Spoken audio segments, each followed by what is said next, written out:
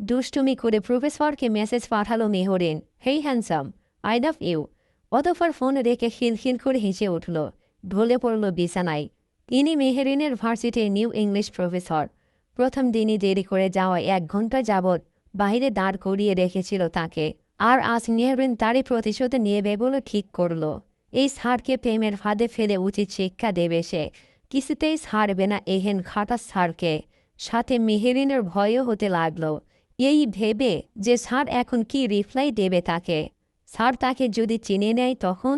মেহরিন দ্রুত বসা থেকে উঠে পড়ল, ফোনখানা হাতে নিয়ে অপেক্ষা করতে লাগল রিপ্লাই পাওয়ার। যদি চিনে ফেলে, বকা দেয় তখন? এই ভেবে মাথা খারাপ হতে লাগল মেয়েটার। ইস, এত চিন্তা হচ্ছে কেন তার? এরই মধ্যেই ফোনে টুং করে আওয়াজ আসলো। সে তড়িঘড়ি করে ফোনটা সামনে ধরতে বিস্ময়ে হা হয়ে গেল তার মুখখানা। মেসেজে লেখা, ঘুমিয়ে পড়ো সুইটহার্ট, অনেক রাত হয়ে গেছে। বেশি রাত জেগে থাকলে তো তোমার স্কিনে ডার্ক সার্কেলস পড়ে যাবে, তাই ঘুমিয়ে যাও, লেট করো না। উম্মা। মেহরিনের হাত থেকে ফোনখানা নিঃশব্দে পড়ে গেল। সে তীব্র অবিশ্বাস নিয়ে ঠাই দাঁড়িয়ে রইল পাথরের ন্যায়। সব কিছু মাথার ওপর দিয়ে গেল তার। আচ্ছা, আদ্রিয়ান স্যার কি তাকে চিনে ফেলল? আর তার জন্য এভাবে কথা বললেন তিনি? মেহরিন নিজের মাথার চুলগুলো খামচে ধরল দুহাতে। অতঃপর দপ করে বিছানায় শুয়ে পড়ল। টেনশনে হাত পা ঠান্ডা হয়ে এলো তার। কাল ভার্সিটি গেলে কি হবে সেই চিন্তায় মাথা খারাপ হতে লাগল। পরের দিন ভার্সিটির গেটে পা রাখতেই বুকের ভেতরটা ধুকপুক করে উঠল মেহরিনের। গত রাতের ঘটনা মনে পড়তেই হাত পা ঠান্ডা হয়ে এলো। ফোনটা ব্যাগের ভিতর লুকিয়ে নিয়ে দ্রুত হাঁটতে লাগলো সামনের দিকে। আজকে যদি স্যার কিছু বলে, নিজের মনেই বিড়বিড় করল মেহরিন। করিডোরে পা রাখতে দূর থেকে আদ্রিয়ান স্যারকে দেখতে পেল সে। কালো শার্টের হাতা খুনি পর্যন্ত গোটানো, হাতে কয়েকটা ফাইল। তাকে দেখা মাত্রই থমকে দাঁড়িয়ে গেল মেয়েটা। তার মনে হলো এখনই বুঝি দেখে বলবেন, হেই সুইটহার্ট। কিন্তু না, আদ্রিয়ান স্যার একবারও তার দিকে তাকালো না। সম্পূর্ণ স্বাভাবিক ভঙ্গিতে পাশ কাটিয়ে চলে গেল সে। মেহরিন হতভম্ব হয়ে তার চলে যাওয়া দেখতে লাগলো। ধীর গলায় বলল, কি ব্যাপার? কথাটা বলে নিজের গাল নিজেই টিপে দেখল সে।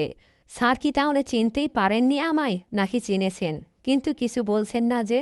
কথাখানা ভাবতে ভাবতে সামনের দিকে পা বাড়ালো সে। ক্লাস শুরু হওয়ার 5 মিনিট আগে সিটে গিয়ে বসল। অথচ পুরো সময়টাতে তার চোখ ছিল দরজার দিকে। অলস ভঙ্গিতে প্রথম ক্লাসটা করেই অপেক্ষা করতে লাগলো আদ্রিয়ান স্যারের। এর কয়েক মুহূর্ত বাদেই আদ্রিয়ান স্যার প্রবেশ করলেন ক্লাসে। Good morning everyone. Good morning sir. সবাই একসাথে উত্তর দিল। আদ্রিয়ান উপস্থিতি নেওয়া শুরু করল। একে একে সবার নাম ডাকল। মেহরিন স্তব্ধ হয়ে দেখতে লাগলো আদ্রিয়ানকে। ঠিক তখনই তার কানে ভেসে এলো, মেহরিন তাসনিম। আদ্রিয়ানের কণ্ঠে কেঁপে উঠল মেহরিন। পাশে বসে থাকা তার বান্ধবী শিবা ধাক্কা মারল মেহরিনকে। সম্বিত ফিরে পেতেই কাপা গলায় বলল, জি স্যার। আদ্রিয়ান খাতায় টিক দিয়ে একবার মেহরিনের পানে চাইল। তার তীক্ষ্ণ চাহনিতে মেহরিনের বুকটা কেঁপে উঠল। তবে এক পলক তাকিয়েই চোখ ফিরে নিল আদ্রিয়ান। আবার পরের নাম ডাকতে শুরু করল সে। না কোনো অতিরিক্ত দৃষ্টি, না কোনো ইঙ্গিত, না কোনো ব্যঙ্গ। যেন গত রাতে কিছুই ঘটেনি। আর এটাই মেহরিনের অস্থিরতাকে দ্বিগুণ বাড়িয়ে দিল। কারণ যদি আদ্রিয়ান রেগে যেত, বকা দিত, তাহলে অন্তত বুঝতে পারত কি হচ্ছে।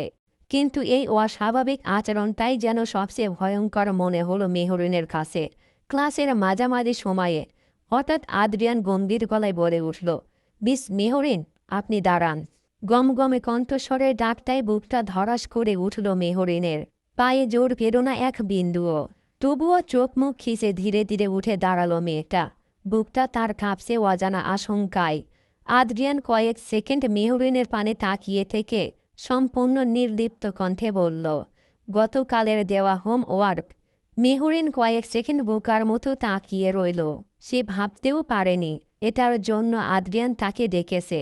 সে ভেবেছিল গত রাতের ব্লান্ডার নিয়ে অপমান করবে তাকে, যা এসে তা বলে কথা শোনাবে।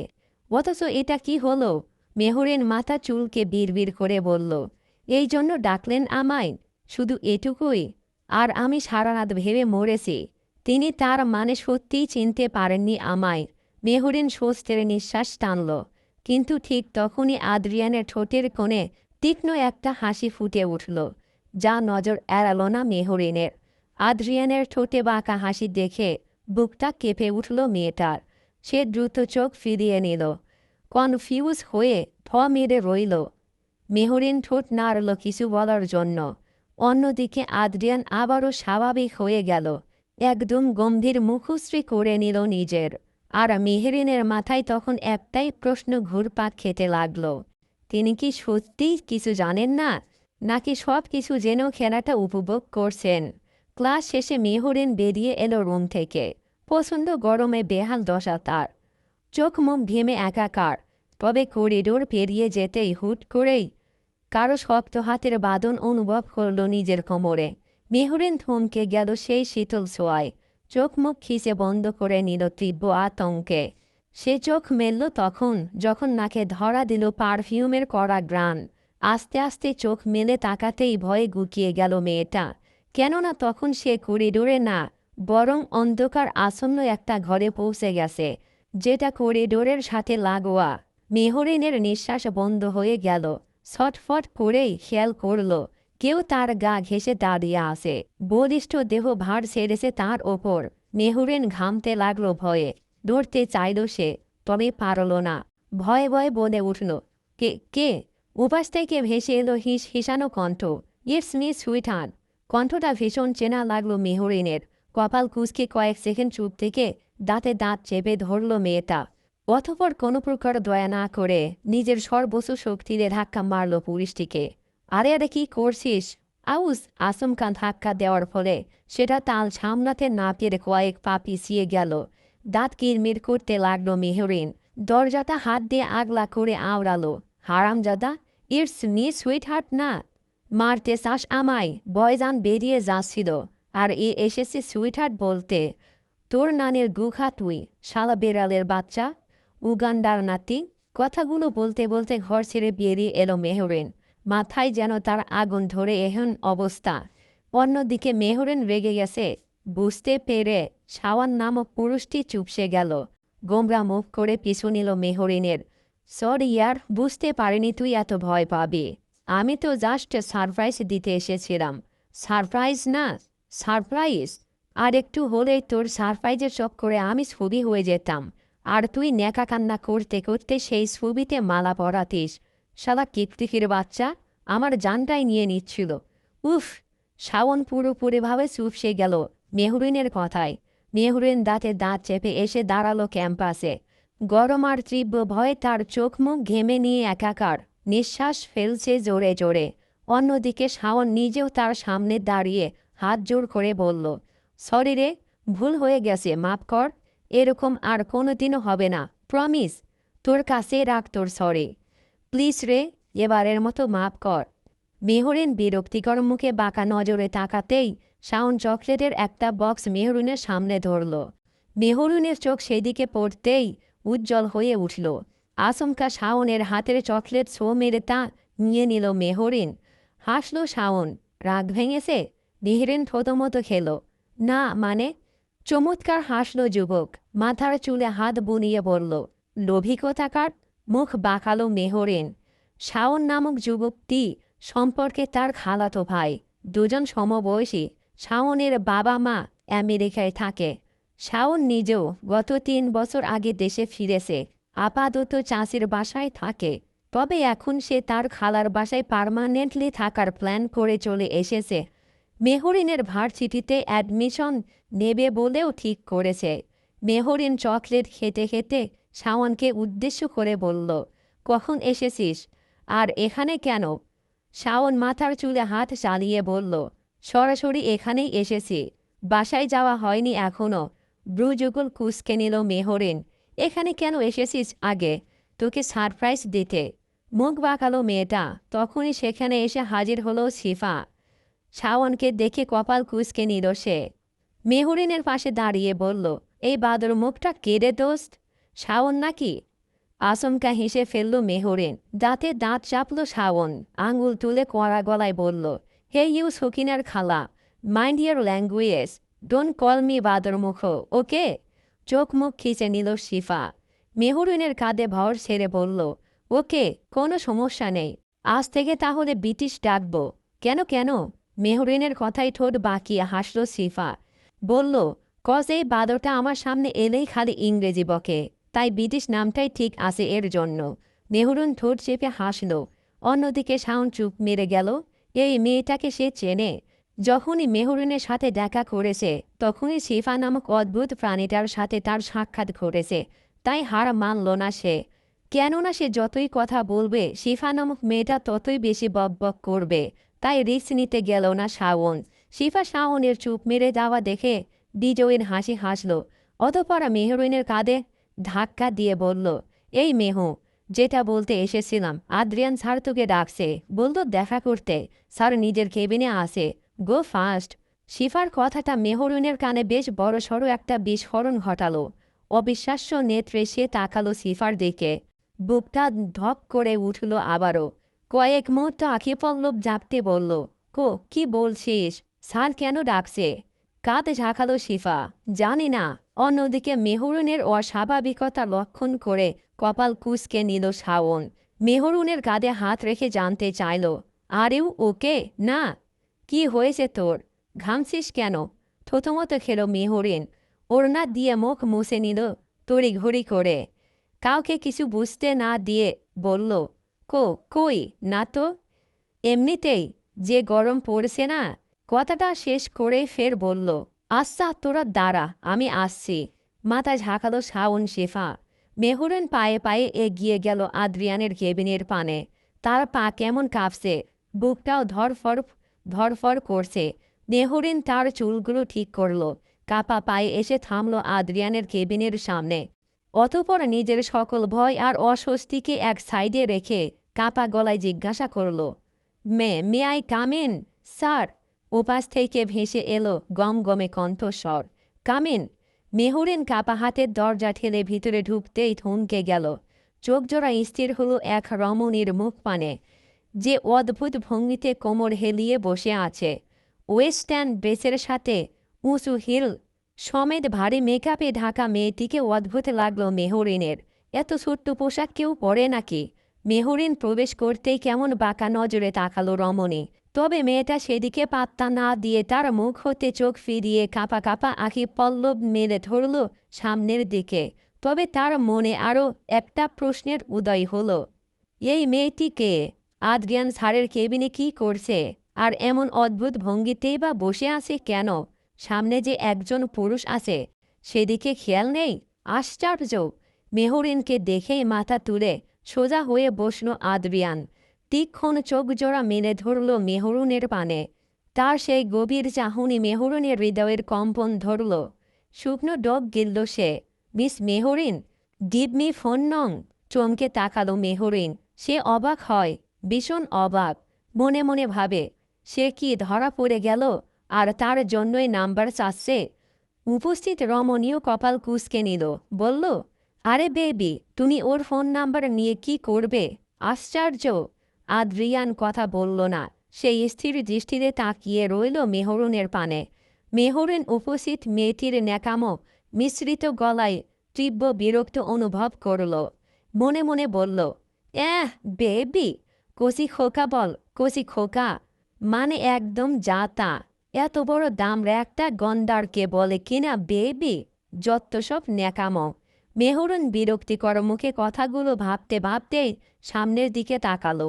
আর তাকিয়েই আদ্রিয়ানের তীক্ষ্ণ দৃষ্টি আবারও নুয়ে পড়ে মেয়েটা। মেহরিন শুকনো ডোব গিলে পড়ল, মানে স্যার, আমি আসলে, give me your father's phone নং। মানে? তুমি কি কানে শুনতে পাও না? ইডিয়েট একটা, দাঁতে দাঁত চেপে বলল আদ্রিয়ান। অন্যদিকে এবার ভ্যা করে কেঁদে দিতে ইচ্ছে হলো মেহরুনের। সে ভেবেই নিল যে কাল রাতের করা কর্মকাণ্ডগুলো তার বাবাকে জানাবে বলেই আদ্রিয়ান তার থেকে নাম্বার চাচ্ছে। আর বাড়িতে যদি জানাজানি হয় তখন?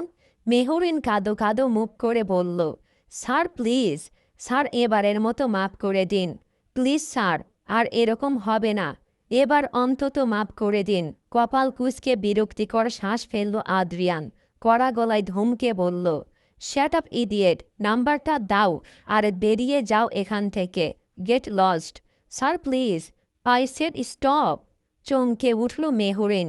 উপস্থিত রমণী বিরক্তিকর চাহনি নিয়ে বলল, এই মেয়েটা তো বেশ অভদ্র, কি করে কথা বলতে হয় তাও জানে না, ম্যানার্সলেস কোথাকার। মেহরিন ভয়ের মাঝেও দাঁতে দাঁত চাপল, মনে মনে আশা করে ধুয়ে দিল মেয়েটাকে। শালি, মুখে এক ডাব্বা শিয়ালের গু মেখে ঢং করছিস, পুরুষ মানুষের সামনে মেলে দিয়ে বসে আসিস, আবার আমাকে ম্যানারলেস বলছিস। শালি কুত্তি, গুখা, তোর মাথায় বাস পড়ুক। পাগল হয়ে পাবনায় ভর্তি হ তুই। আমি 10 টাকা খরচ করে দেখতে যাব তোকে। মিস মেহরিন? Yes sir. আচমকা আদ্রিয়ানে ভারী কণ্ঠে চমকে উঠে স্যালুট দিয়ে বসে মেহরিন। বিরক্তি হয় পুরুষটি। আদ্রিয়ান দাঁতে দাঁত চেপে ধরতেই হুঁশ আসে মেহরিনের। কাঁদো কাঁদো মুখ করে বলে, সরি স্যার। উপায়ন্তর না পেয়ে আদ্রিয়ানকে নিজের বাবার নাম্বার দিয়ে ক্যাবিন ছেড়ে বেরিয়ে এলো মেহরিন। বুকে হাত দিয়ে বেশ কয়েকবার ফু দিল। অতঃপর সোজা ক্যাম্পাসে চলে এলো। শাওন শিফা তখন সেখানেই দাঁড়িয়ে তার জন্য। মেহরিনকে আসতে দেখে শিফা কপাল কুঁচকে বলল, এত দেরি হলো কেন রে? স্যারকে বসে বসে চুমু খাচ্ছিলাম রে, দাঁড়িয়ে খেতে চাইলাম, স্যার বলল বসে খাও, তাই বসতে গিয়ে দেরি হয়ে গেল। মেহরিনের কথার ভড়কে গেল শিফা। অন্যদিকে কেসে উঠল শাওন। বড় বড় আঁখি পল্লব মেলে অবাক হয়ে তাকিয়ে রইল মেহরুনের দিকে। শিফা মাথা চুলকে চোখ মুখ খিসে বলল, তুই দিন দিন অশ্লীল হয়ে যাচ্ছিস রে। জি অবশ্যই, আপনি যে আমার গুরু মনে আসে রে। থতমত খেল শিফা, বিরক্তিকর শ্বাস ফেলল, চুপ মেরে গেল।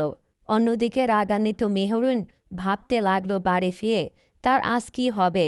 আদ্রিয়ান যদি বাড়িতে সব বলে দেয় তাহলে তার খেলা এখানেই শেষ। কথাটা ভাবতেই কান্না পেল তার। দপা দপ পা ফেলে বেরিয়ে গেল ক্যাম্পাস হতে। মনের মধ্যে একরাশ আশঙ্কা নিয়ে বাড়িতে পা রাখল মেহরিন। পিছু পিছু স্বগতিতে হেঁটে এলো শাওন। মেহরুনের মা সুফিয়া বেগম মেয়ের পিছু পিছু শাওনকে দেখে বেশ অবাক হলেন। শাওন যে আসবে তা তিনি জানতেন না মোটেও। তড়িঘড়ি করে রান্নাঘর হতে বেরিয়ে এলেন তিনি। আসলে হাত মুছে শুধালেন, আরে আব্বা তুই মেহুর সাথে? খালামণিকে দেখে এক গান হাসল শাওন। দপ করে সোফায় বসে গা এলিয়ে দিয়ে বলল, হ্যাঁ খালামণি, চলে এলাম। এখন থেকে এখানেই থাকার প্ল্যান করে এসেছি আমি। মা বাবা কোথায়? শাওনের কথার মাঝেই ঢুকে গেল মেহরিন। সুফিয়া বেগম বিরক্ত হলেও কিছু বললেন না। শাওনের হাতে পানির গ্লাসটা তুলে দিতে দিতে বললেন, দেখ কই গেল, কে জানি ফোন দিল, সেটা নিয়েই ঘরে চলে গেল। মেহরুনের বুকটা ধক করে উঠল। ফোন? আদ্রিয়ান কি তবে সত্যি ফোন করেছে?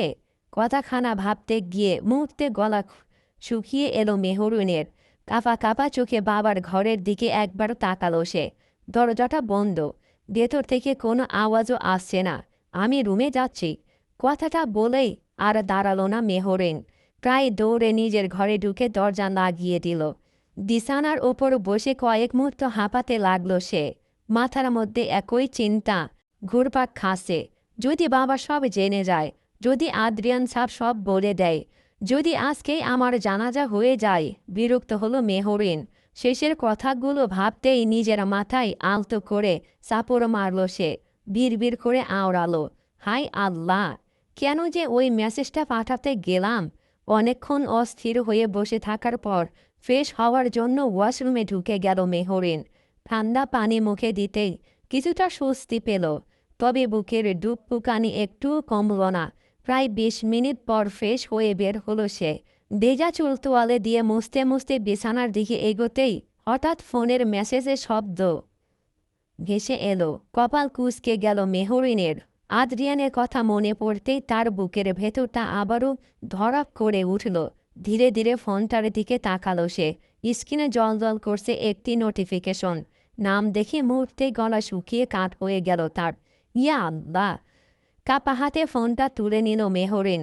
তার আঙ্গুল পর্যন্ত কাঁপছে তীব্র ভয়ে। অনেক সাহস সঞ্চয় করে মেসেজটা খুলতেই তার চোখ দুটো বিস্ফারিত হয়ে গেল। হেই সুইটহার্ট! মেসেজটা দেখে মেহরুনের চোখ কোটর সেরে বেরিয়ে আসার উপক্রম হলো। হাতের ফোনটা প্রায় ফেলেই দিচ্ছিল সে। কয়েক মুহূর্ত হা করে স্ক্রিনের দিকে তাকিয়ে রইল। অতঃপর কাপা কাপা আঙ্গুলে টাইপ করল, আপনি কি আমায় চেনেন? মেসেজটা সেন্ড হতেই বুকের ধূপপুকানি আরও বেড়ে গেল মেহরিনের। ঘামতে লাগলো মেয়েটা।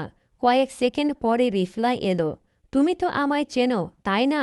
মেহরুন থমকে গেল সেই কথায়, ব্রু কুঁচকে গেল তার। কথার মানে কি? সে শুকনো ঢোক গিলে আবার লিখল, আমি কিছু বুঝতে পারছি না। মেহরুন মেসেজ পাঠালেও কয়েক সেকেন্ড কোনো রিপ্লাই এলো না উপাস থেকে। মেহরুন অপেক্ষা করছিল রিপ্লাইয়ের, কিন্তু অনেকটা সময় পেরিয়ে গেলেও উত্তর এলো না। সে ভাবল উত্তর আসবে না, তাই ফোন বিছানায় ছুঁড়ে ফেলতে হাত তুলতেই টুং করে আবারও শব্দ হলো। মেহরুন ভরকে গিয়ে মেসেজটা ওপেন করল। বুঝতে পারছো না নাকি বুঝতে চাইছো না? শুরুটা তুমি করেছে সুইটহার্ট, শেষটা আমি করব। মেসেজটা দেখে মেহরুন ধপ করে বিছানায় বসে পড়ল। সে বেশ বুঝে গেছে আদ্রিয়ান তাকে আর ছাড়বে না। নিশ্চয় চিনেও ফেলেছে তাকে। মেহরুনের বড্ড কাঁদতে ইচ্ছে হলো। সেদিনের প্রতিশোধ নিতে গিয়ে নিজেই যে নিজের পায়ে কুড়োল মেরে বসেছে তা বুঝতে আর তার বাকি রইল না। বেবি, কি করছিস? ভাবনার মাঝেই দরজার ওপার থেকে ভেসে এলো এহেন স্বর। কপাল কুঁচকে নিল মেহরুন। বুঝতে পারল দরজার ওপাশ থেকে নক করে যাচ্ছে শাওন। শাওনের মুখে বেবি ডাকটা শুনে আচমকা বড্ড রাগ হলো তার। মনে পড়ল আদ্রিয়ানের কেবিনে উপস্থিত থাকা সেই রমণীটির কথা, আর মনে হতেই ভীষণ রাগ হলো তার। কি ন্যাকাময় না করে আদ্রিয়ানকে সে বেবি বলে ডাকল, আর আদ্রিয়ানও কিচ্ছু বলল না। উফ, কি করছিস বেবি? Are you okay? না, দরজা খুলছিস না কেন? পুনরায় সে শব্দে মেহরুন দাঁতে দাঁত চেপে দরজার পানে এগিয়ে গেল। সপাটে দরজা খুলে আচমকা শাওনের ঝাগড়া চুলের মুঠি চেপে ধরল সে। তীব্র ব্যথায় কুকিয়ে উঠল শাওন। আহ আহ, কি করছিস? মেহু ছাড়। ছাড়ব না, হারামজাদা। বেবি কাকে বলছিস তুই? কোন অ্যাঙ্গেলে আমাকে বেবি মনে হয়? বাচ্চা আমি? বাচ্চা ভাবছিস আমায়? মেহেরিন আচমকা শাওনকে ছেড়ে সামনে দাঁড়িয়ে নিজেকে দেখাতে দেখাতে বলল, দেখ রে গরু, বাচ্চা নই আমি, উল্টো আরও একটা বাচ্চা পয়দা করার ক্ষমতা রাখি আমি। দেখ, ভালো করে দেখ। কথাটা শেষ করেই বিজয়ীর ভঙ্গিতে দাঁড়িয়ে রইল মেহরিন। অন্যদিকে শাওন কয়েক সেকেন্ড হাঁ করে তাকিয়ে রইল তার দিকে। কি? অতঃপর নিজের দুই কান চেপে ধরল সে। চিৎকার দিয়ে ডেকে উঠল খালামণিকে। খালামণি, খালামণি, তোমার মেয়ে দিন দিন তার কাটা হয়ে যাচ্ছে। মাথার সব তার ছিঁড়ে গেছে। দেখো কি অদ্ভুত কথা বলছে। চুপ কর, বলে আবারও শাওনের মাথায় একটা গাদ্দা বসিয়ে দিল মেহরিন। শাওন ব্যথায় চোখ মুখ খিচে নিল। আউস! ব্যথাতুর আওয়াজ করেই ফের বলল, আমি তোকে দেখতে এসেছি, আর তুই আমাকে এভাবে মারছিস? মেরে দিবি নাকি? আর একবার বেবি বললে সত্যি মেরে ফেলব তোকে। শাওন তোরে ঘুরি করে দুই হাত তুলে আত্মসম্পন্নের ভঙ্গি করল। অতঃপর সশব্দে আওড়ালো, ওকে ওকে, আর বলবো না। এই জীবনেও আর বেবি বলবো না। গুড। সন্তুষ্ট হয়ে মাথা নাড়ল মেহরিন। শাওন বিরক্তিকর শ্বাস ফেলে বেরিয়ে গেল মেহরিনের ঘর ছেড়ে। বেচারা যতই মেহরিনকে একটু নিজের দিকে টানতে চায়, ততবারে ফেল করে বসে। অন্যদিকে ঠিক সেই সময় শহরের অভিজাত্য এলাকায় অবস্থিত চৌধুরী ম্যানশনের বিশাল ড্রয়িং রুমে বসেছিলেন আশিক চৌধুরী ও তার স্ত্রী সালেহা চৌধুরী। আশিক চৌধুরী সংবাদপত্রে চোখ বুলাচ্ছিলেন, আর সালেহা চৌধুরী বিরস মুখে সোফায় বসে ফল কাটছিলেন। বাড়িটা বড্ড ফাঁকা তাদের। একমাত্র ছেলে আদ্রিয়ান চৌধুরী ছাড়া আর কোনো দ্বিতীয় সন্তান নেই। ছেলেটাকে বিয়ে দিতে চাইলেও সেদিকে তার কোনো ধ্যান নেই। আর সেই বিষয়ে কথা বলতে বলতে থেমে গেছেন তারা। একটু আগে স্বামী স্ত্রী ঝগড়া করেছেন ছেলের বিয়ে নিয়ে। সালেহা চৌধুরী স্বামীকে বলেছিলেন, যেভাবে পারো ছেলেকে বিয়ে দেওয়ার ব্যবস্থা করো। তবে আশিক চৌধুরী ব্যর্থ হন স্ত্রীর কথা রাখতে। আর তার জন্যই দুজন কপতি প্রথমে ঝগড়া করে এখন বিরস মুখে বসে আছেন। কথা বলছেন না একে অপরের সাথে। ঠিক তখনই নীরবতার বুক চিরে সামনে দরজা খেলে ভেতরে প্রবেশ করল আদ্রিয়ান। গট গট করে হেঁটে এসে কুটটা সোফায় রাখল সে। ছেলেকে দেখে উজ্জ্বল হয়ে উঠল সালেহা চৌধুরীর মুখ। ভাবল ছেলেকে বিয়ের কথা আবারও একবার বলবে। জানে, বললে নিশ্চয় আবারও বকা খেতে হবে, তবুও বলবেন বলে ঠিক করলেন তিনি। হাসি হাসি মুখ করে ডেকে উঠলেন ছেলেকে। এই তো আমার ছেলে, বাবা একটা কথা বলবো তোকে। সংক্ষিপ্ত উত্তর দিল আদ্রিয়ান। আশিক চৌধুরী বুঝলেন স্ত্রী কি বলতে পারে, তাই আগে বাগেই চোখের ইশারায় বারণ করলেন বিয়ের কথা না বলতে। ছেলে সবে ফিরেছে, এখন রেগে গেলে কি হবে? স্বামীর চোখের ইশারায় চুপসে গেলেন সালেহা চৌধুরী। প্রসঙ্গ পাল্টে মলিন মুখে জিজ্ঞাসা করলেন, খেয়েছ কিছু? না। দেখেছ ছেলের কাণ্ড? না খেলে শরীর খারাপ করবে তো বাবা, স্নেহ মিশ্রিত কণ্ঠে বললেন সালেহা চৌধুরী। আদ্রিয়ান সোফায় বসে ফোন বের করল। কয়েক সেকেন্ড স্ক্রিনে কিছু টাইপ করতেই আশিক চৌধুরীর ফোনে টুং করে শব্দ হলো। কপাল কুঁচকে ফোন বের করলেন তিনি। একটা নাম্বার পাঠিয়েছে আদ্রিয়ান। আশিক চৌধুরী অবাক হয়ে বললেন, এটা কার নাম্বার? আদ্রিয়ান বাবার পানে তাকালো। নির্বাক গলায় উত্তর দিল, তোমাদের বৌমাকে ঘরে আনার ব্যবস্থা করো। এটা শ্বশুরমশাইয়ের নাম্বার। কথাটা শুনে আশিক চৌধুরীর হাত থেমে প্রায় ফোন পড়ে যাওয়ার উপক্রম হলো। চোখ জোড়া বড় বড় হয়ে গেল তার। যেই ছেলেকে জোর করেও বিয়ে করাতে পারছেন না, সেই ছেলে আজ তাকে এরূপ কথা বলল। কি? সালেহা চৌধুরীও হাতের ছুরিটা নামিয়ে বিস্ফোরিত চোখে তাকালেন। ভুল শুনলেন কিনা যাচাই করার জন্য চোখ ঘষলেন। আদ্রিয়ান, তুই কি বললি? বাবার কথায় আদ্রিয়ান শান্ত ভঙ্গিতে সোফায় হেলান দিল। যেটা শুনেছ, তোর তোর পছন্দর মেয়ে আছে, তাই বিয়ে করছিস না? আশিক চৌধুরীর গলা স্পষ্ট অবিশ্বাস্য। আদ্রিয়ানের ঠোঁটের কোণে রহস্যময় হাসি ফুটে উঠল। বিড় করে বলল, মনে হয় আছে। ব্যাপারটা বুঝে উঠতে না পেরে হতভম্ব হয়ে একে অপরের মুখের দিকে তাকিয়ে রইলেন আশিক চৌধুরী আর সালেহা চৌধুরী। আদ্রিয়ান সেসবে পাত্তা না দিয়ে কোট খুলে উপরের দিকে পা বাড়ালো। নিচে রেখে গেল হতভম্ব হয়ে যাওয়া বাবা মাকে। সকাল সকাল ভার্সিটি যাওয়ার জন্য তৈরি হচ্ছে মেহরিন। বিছানার ওপর এলোমেলো হয়ে পড়ে আসে বই খাতা সহ বেশ কিছু পোশাক। আয়নার সামনে দাঁড়িয়ে কানের দুল পড়তে পড়তে নিজের চুলগুলো ঠিক করছিল সে। ঠিক তখনই দরজা ঠেলে ভেতরে প্রবেশ করলেন সুফিয়া বেগম। মেহরিন আয়নার প্রতিফলনে মাকে দেখতে পেয়ে কপাল কুঁচকে নিল।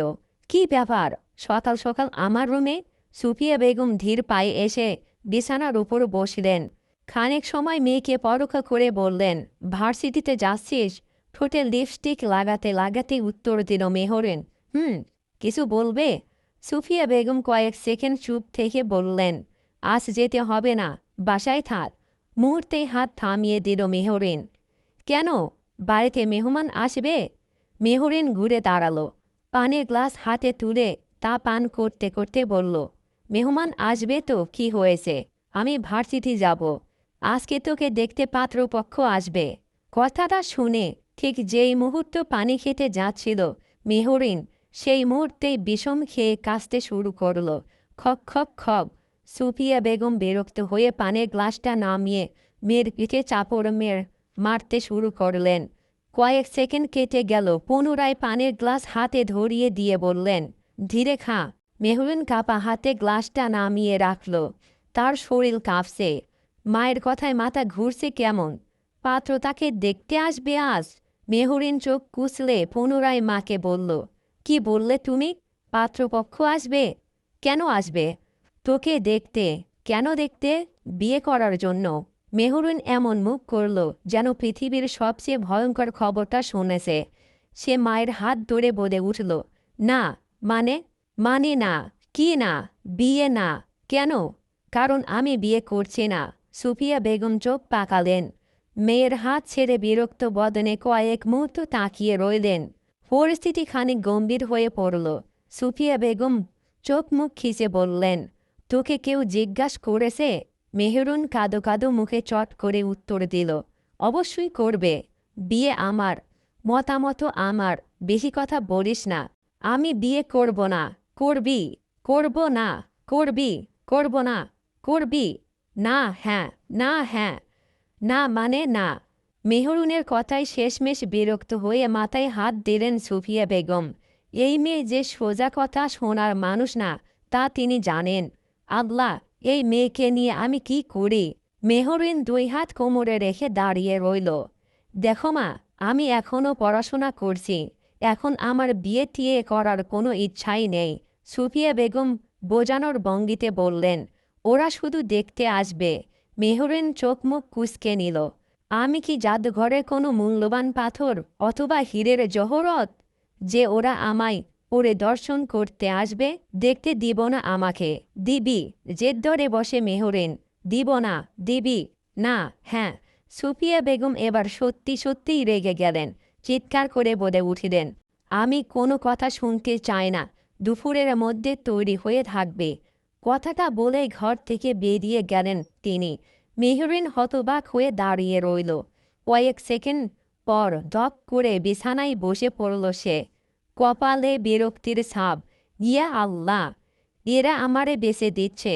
আমি কি এতই বেশি খেতাম? দিনে তো মাত্র 7 বারে ভাত খায়। বেশি এটা? মাথার চুল খামচে ধরল মেহরিন। বিড়বিড় করে বলল, আরও অনেক কথা। এরই মধ্যেই ফোন বেজে উঠল তার। ভাবনার জগৎ থেকে ছিটকে বেরিয়ে এলো রমণী। তাকালো স্ক্রিনে ভেসে ওঠা নাম্বারটার পানে। সিফা কল দিয়েছে বুঝতে পেরেই চট করে হাত বাড়ালো ফোনের পানে।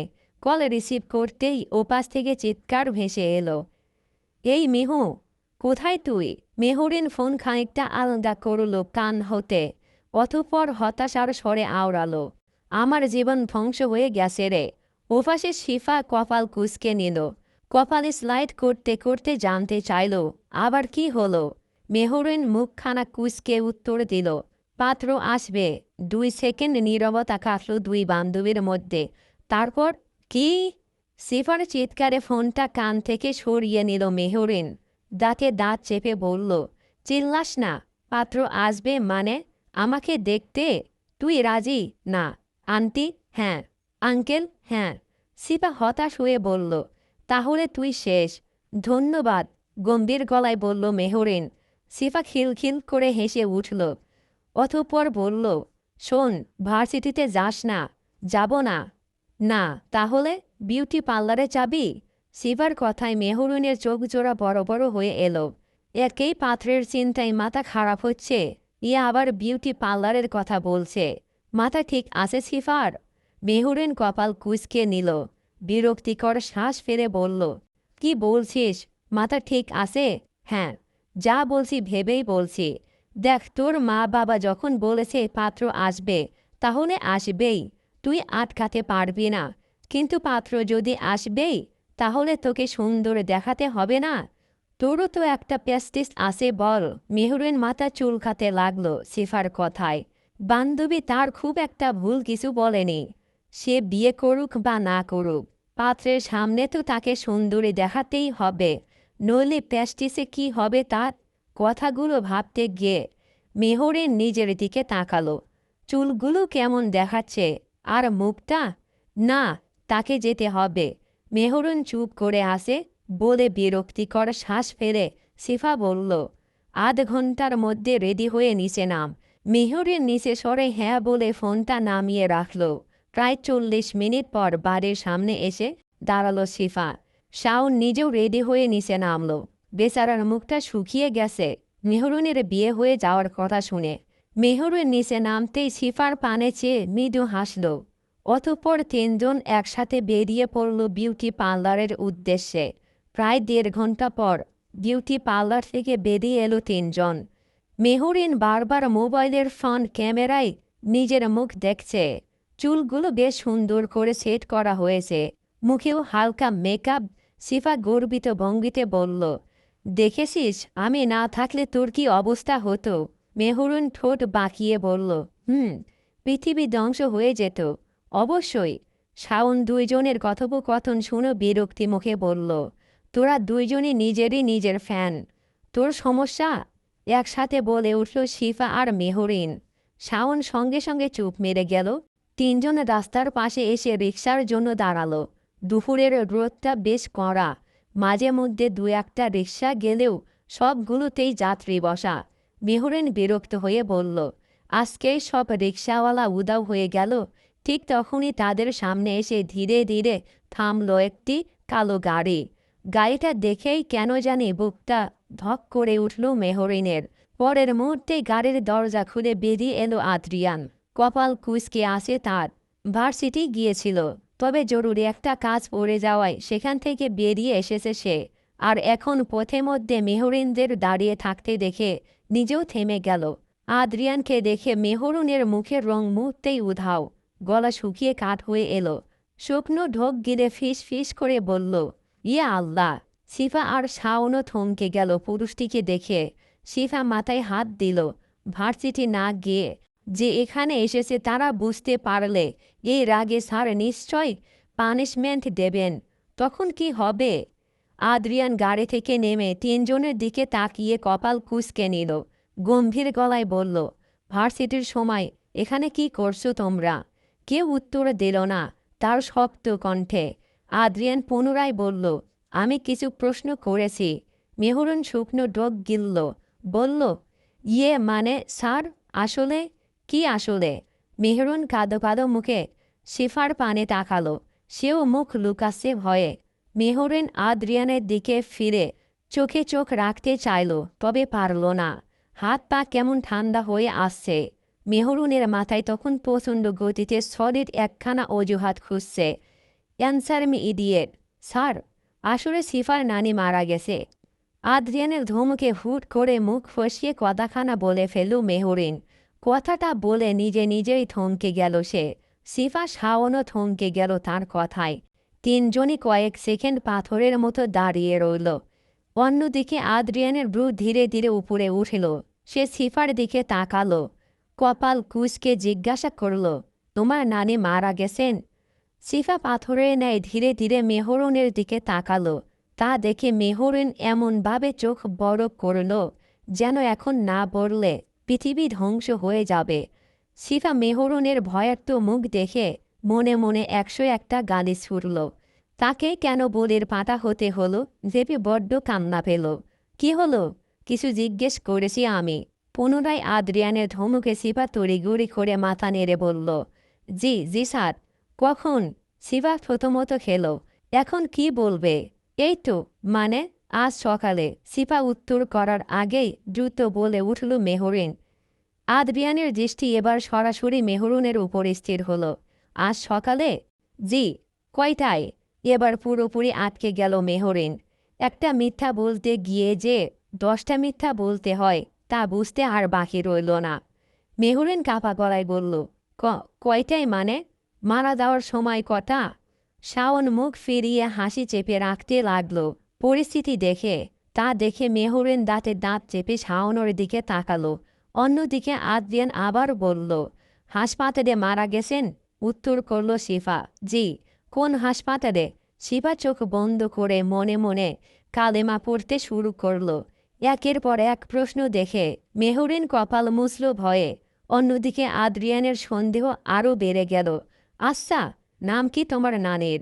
এই প্রশ্ন শুনে তিনজনেরই মাথা ফাঁকা হয়ে গেল। শিফা তো নিজের নানির আসল নামটাও মনে রাখতে পারছে না এই মুহূর্তে। আদ্রিয়ানের ঠোঁটের কোণে বাঁকা হাসি টানল। তাদের নীরবতা দেখে বলল, মজার ব্যাপার তো। মেহরিন কাপা গলায় বলল, কি? নানি মারা গেছেন, কিন্তু তোমাদের কারো মুখে দুঃখের ছিটাফোঁটাও নেই। নানির নামও বলছো না। তিনজন একসাথে গিলে ফেলল শুকনো ঢোক। আদ্রিয়ান এবার 2 হাত গুটিয়ে দাঁড়ালো। আরেকটা প্রশ্ন, জি। শিফার নানি মারা গেছেন, তাহলে বিউটি পার্লারের সামনে কেন তোমরা? আবার মেকআপও করেছো দেখছি। পুরো পৃথিবী যেন কয়েক সেকেন্ডের জন্য থেমে গেল এই প্রশ্নে। মেহরিন, শিফা আর শাওন একে অপরের মুখের দিকে তাকালো। ধরা খেয়ে গেছে বুঝতে পারল বেশ। এখন কি হবে তাদের? কে বাঁচাবে? আদ্রিয়ান শান্ত কণ্ঠে ফের বলল, এখন সত্যিটা বলবে নাকি আমি আরও প্রশ্ন করব? তিনজন আবার একে অপরের দিকে তাকালো। কাঁদো কাঁদো মুখ করে একে অপরের মনের কথা আদান প্রদান করল।